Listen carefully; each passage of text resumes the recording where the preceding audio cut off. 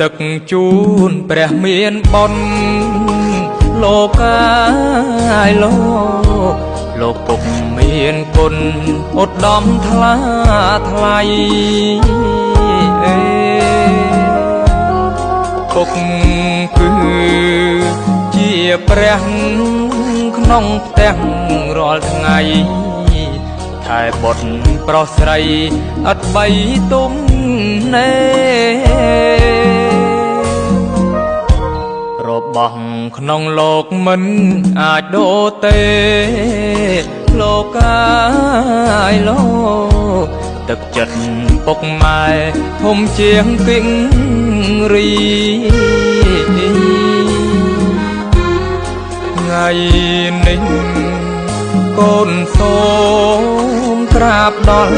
ធរណីងូតទឹកជូនពុកសុគុណភវីរីលើកហាត់ប្រណំបងគុំវន្ទីសូមអត់ទងសាដែលកូនធ្លាប់ឆ្កងព្រោះកូននៅតូចខំផងត្រូវផងពុកតែងរ៉ាប់រងអប់រំប្រដៅ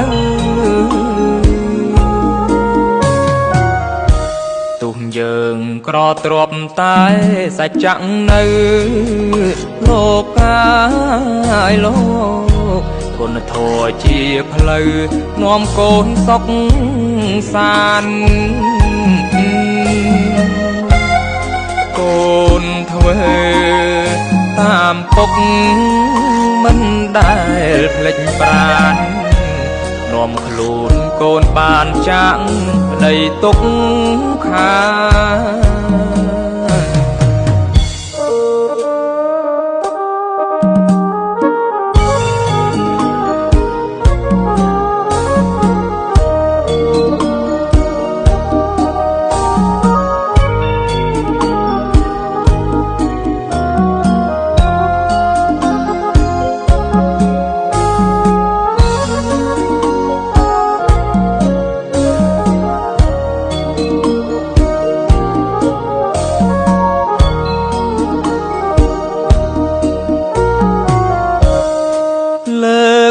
ហាត់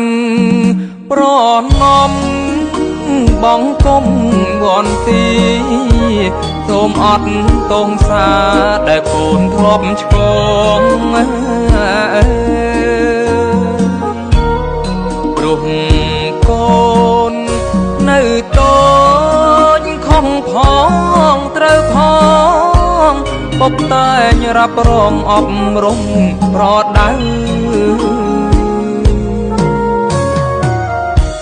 ទុំយើងក្រទ្របតែសច្ចៈនៅលោកកាយលោកគុណធម៌ជាផ្លូវនាំកូនសុខសាន្តកូនធ្វើតាមពុកមិនដែលភ្លេចប្រាណនាំខ្លួនកូនបានចាក់ប្តីទុកខា